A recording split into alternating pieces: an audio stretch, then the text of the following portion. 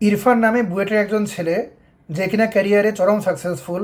Nvidia কোম্পানির বিখ্যাত Nvidia কোম্পানির সে হচ্ছে সিনিয়র সায়েন্টিস্ট।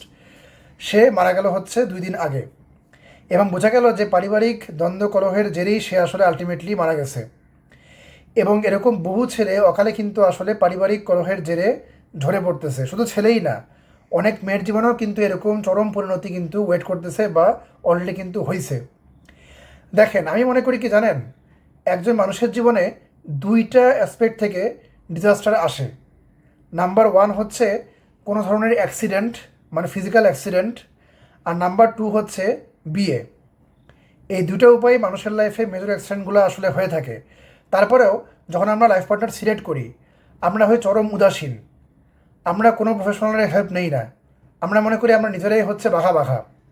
আজকে আমি 4টা বিষয় বলবো, যে 4টা বিষয় যদি আপনি আসলে না মেনে চলেন বা যদি না মেনটেন করেন, তাহলে আসলে আপনি এই ধরনের টক্সিক সম্পর্কে অ্যাজ এ ছেলে যেতে বাধ্য। এই ভিডিওটা মেনলি ছেলেদের জন্য হলেও আশা করি মেয়েরা দেখলেও বুঝতে পারবেন যে আমি আসলে কী বলতে যাচ্ছি এখানে। প্রথমেই আসি নাম্বার ওয়ান। এখানে মোটামুটি ইরফানের যে কাহিনীটা, সেখান থেকে ইন্সপায়ার্ড, এবং এই পয়েন্টগুলো আমি ওখান থেকে ইন্সপায়ার্ড হয়েই বলতেছি। নাম্বার ওয়ান হচ্ছে আপনার লাইফ পার্টনারকে আপনি আসলে অবজেক্টিভলি চুজ করতেছেন না। দেখেন, ইরফানের ক্ষেত্রে সে যেই মেয়েটার সাথে মিশছে, তাদের ছিল লাভ ম্যারেজ। অর্থাৎ দেখেন, মেয়ের সাথে মেলামেশার পরে, মেয়ের সাথে কথাবার্তা বলার পরে ইরফান প্রেমে হাবুডুবু খেয়ে আলটিমেটলি তাকে বিয়ে করছে। কেন এরকম বলতেছি জানেন? কারণ তার প্রিভিয়াস একাধিক এক্স বয়ফ্রেন্ডের থেকে মেসেজে মোটামুটি দেখা গেছে যে সেই মেয়ে ছিল চরম মাত্রার টক্সিক এবং কন্ট্রোলিং। এগুলো দেখে শুনেও ইরফান সামনের দিকে আগায় গেছে। এর কারণ একটাই, কারণ সে বিবেক না, সে আবেগ দিয়ে আলটিমেটলি বিয়েটা করছে। কিন্তু বিয়ে করতে হবে বিবেক ইউজ করে, অবজেক্টিভলি। বিয়ের পরে আপনি আপনার ওয়াইফের প্রতি আবেগ দেখান, বিয়ের আগে নয়। যদি সেটা না করেন, তাহলে আপনার বিয়ে ব্যর্থ হওয়ার সম্ভাবনা 80%। কারণ বিয়ের সফলতার 80% ডিপেন্ড করে ভালো একজন লাইফ পার্টনার সিলেকশনের উপরে। এবং সেই ক্ষেত্রে কোনো ধরনের কম্প্রোমাইজ করা যাবে না। কোনো মেয়ের সাথে আপনার সম্পর্ক থাকতে পারে 5 বছর, 10 বছর, কিন্তু অবজেক্টিভলি তার সাথে কোয়েশ্চেনিং করে, তাকে বুঝে, বিয়ের পর তার সাথে আপনার আন্ডারস্ট্যান্ডিং হবে কি না, আপনার বাচ্চার ভবিষ্যৎ কী হবে, এগুলো চিন্তা ভাবনা করে আলটিমেটলি আপনাকে ডিসিশন নিতে হবে। সে আপনাকে গালিগালাজ করতে পারে, সমাজের সামনে আপনার মুখ ছোটো করতে পারে, ডাজন্ট ম্যাটার। যেটা আপনার জন্য ভালো, সেটা আপনাকে অবশ্যই বিয়ের আগে করতে হবে। নাম্বার ওয়ান পয়েন্ট চলে গেল। এবার আসি নাম্বার টু। বিয়ে আপনি করে ফেলছেন, কিন্তু আপনার ওয়াইফ কী করতে পারবে আর কী করতে পারবে না, এই বিষয়ে কোনো বাউন্ডারি আপনি সেট করেন নাই। আপনার ওয়াইফ রাত 12টা পর্যন্ত বাইরে থাকে, আপনি কিছুই বলেন না। আপনার ওয়াইফ বিভিন্ন ছেলের সাথে বাইরে ফ্রেন্ডশিপের নামে ঘুরে বেড়ায়, আপনি কিছুই বলেন না। আপনার ওয়াইফ যাচ্ছে তাই পোশাক পরে বাইরে বন্ধুবান্ধবের সাথে ঘুরে বেড়ায়, ল্যাবে চলে যায়, আপনি কিছুই বলেন না। ইরফানের কাহিনীর কথা কোট করেই বলতেছি আমি। সেই ক্ষেত্রে সমস্যা হবে কি জানেন? সেক্ষেত্রে সমস্যা হবে আপনার ওয়াইফ উলালা লাইফ লিড করবে। কেন আমি একটু বলি। ইসলাম আপনাকে অ্যাজ এ হাজব্যান্ড আপনার ওয়াইফের গার্জিয়ান হিসেবে নিযুক্ত করছে। চিন্তা করেন, আমি একজন বাবা এবং আমি একজন হাজব্যান্ড। আমার মেয়ের বয়স 6 বছর। এখন যদি আমি বলি আমার মেয়েকে, তোমার যেটা মন চায় তুমি সেটাই করো, আমি তোমাকে ভালোবাসি, তাহলে আমার মেয়ে যা ইচ্ছা তাই করবে। সারাদিন রিলস দেখবে, সারাদিন নাচ গান দেখবে, এবং তার লাইফটা উচ্ছন্নে চলে যাবে। এটা কখনোই ভালোবাসার কোনো পরিচয় হতে পারে না। এটা একটা জিনিসেরই পরিচয় হতে পারে, সেটা আপনি একজন দুর্বল পুরুষ, এবং কীভাবে আসলে একটা সংসার পরিচালনা করতে হয় এই বিষয়ে আপনার আসলে কোনো ধরনের কোনো মাইন্ডসেট বা কোনো কন্ট্রোলিং পাওয়ার আসলে নাই, এবং সেটা থাকতে হবে অ্যাজ এ পুরুষ আপনার। অবভিয়াসলি আপনার ওয়াইফ আমি বলতেছি না যে আপনার ওয়াইফকে আপনি কন্ট্রোল করে ফেলেন পুরোপুরি। আপনার ওয়াইফ কী করতে পারবে আর কী করতে পারবে না, মোটা দাগে তার একটা রূপরেখা আপনার থাকতে হবে, যে এই পোশাক পরা যাবে না, এই জায়গায় কোনোভাবেই যাওয়া যাবে না, এতটার পরে কোনোভাবেই বাইরে যাওয়া যাবে না, এই কিছু কাজ আছে, এই কাজগুলো কোনোভাবেই করা যাবে না, নামাজ বাদ দিয়ে টিভি দেখা, মোবাইল স্ক্রল করা যাবে না।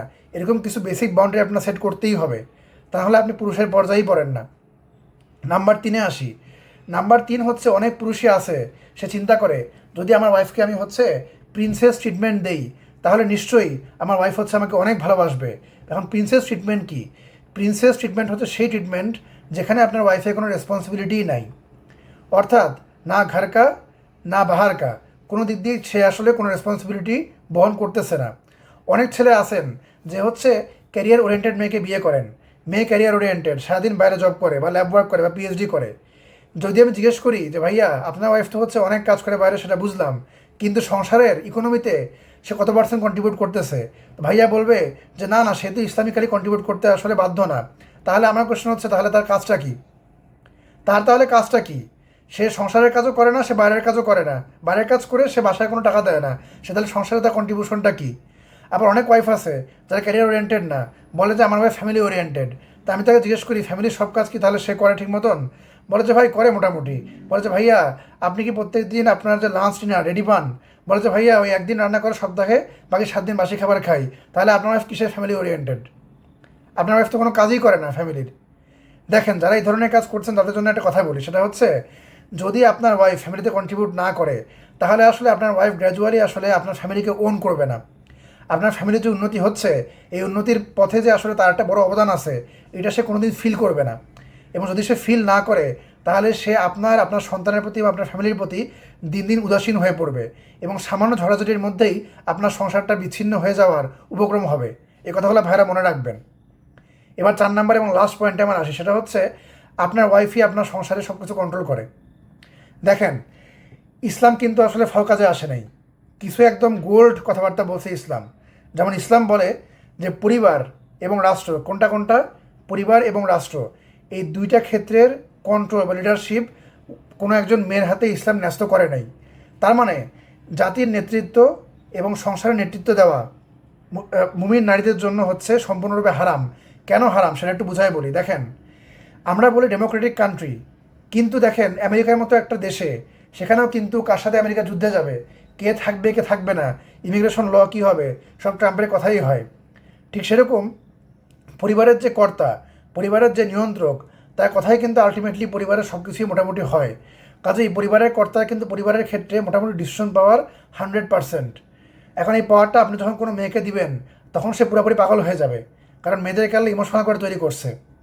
এবং যখন সে পাগল হয়ে যাবে, তখন সে এমন এমন কাজ করবে যে কাজগুলো আপনার পরিবারের জন্য খুবই ক্ষতিকারক। যেমন ইরফানের কেসে যদি আপনি দেখেন, তাহলে আপনি দেখবেন তার ওয়াইফের কথার কারণে সে তার আব্বা আম্মার সাথে পর্যন্ত কথা বলা বন্ধ করে দিছে, ফ্রেন্ডদের সাথে মেশা বন্ধ করে দিছে, তার লাইফটা অনেকটাই হয়ে গেছে আইসোলেটেড। তার মানে তার ওয়াইফের তার উপর কী পরিমাণ কন্ট্রোল ছিল, যে জাস্ট তার কথার কারণে সে আসলে তার নিকটস্থ ব্যক্তিদের সাথে, এমনকি তার পরিবারের সাথেও সম্পর্ক ছিন্ন করে দিছে। তার ওয়াইফটাকে তাকে ফিজিক্যালি অ্যাবিউজও করতো, এটাও পাওয়া গেছে খবর। একজন ছেলের অবভিয়াসলি একজন মেয়ের যে শারীরিক যে গঠন বা শারীরিক যে সক্ষমতা, এটা অনেক বেশি। তা সত্ত্বেও সে তার ওয়াইফের কাছে ফিজিক্যালি অ্যাবিউজ হচ্ছে। এর মানে হচ্ছে সে তার মানসিক যে কন্ট্রোলটা আছে, সে কন্ট্রোলটাও তার ওয়াইফের হাতে ন্যস্ত করে দিছে। এবং যদি আপনি এই টাইপের পুরুষ হন, তাহলে আপনার পরিবার একদম খাদে গিয়ে পড়বে। এটা আমি আপনাকে লিখে দিচ্ছি, একদম মনে করেন যে হলফনামায় লিখে দিচ্ছি, সাইন করে দিচ্ছি। কাজেই অবশ্যই অ্যাজ এ পুরুষ আপনাকে আপনার ফ্যামিলির যে কন্ট্রোল বা লিডারশিপ, এটা নিতেই হবে। না নিলে আপনি কোনো পুরুষই না, আসলে আপনার বিয়ে করার কোনো দরকারই নেই। যদি আপনি মনে করেন ফ্যামিলি লিডারশিপ আমি নিব না, তাহলে আপনার বিয়ে করার কোনো প্রয়োজনই নাই। আপনি সিঙ্গেল থাকেন, অনেক হ্যাপি থাকবেন, কোনো সমস্যা নাই। বিয়ে যে প্রত্যেক পুরুষে করতেই হবে এমন কোনো জরুরি কিছু না।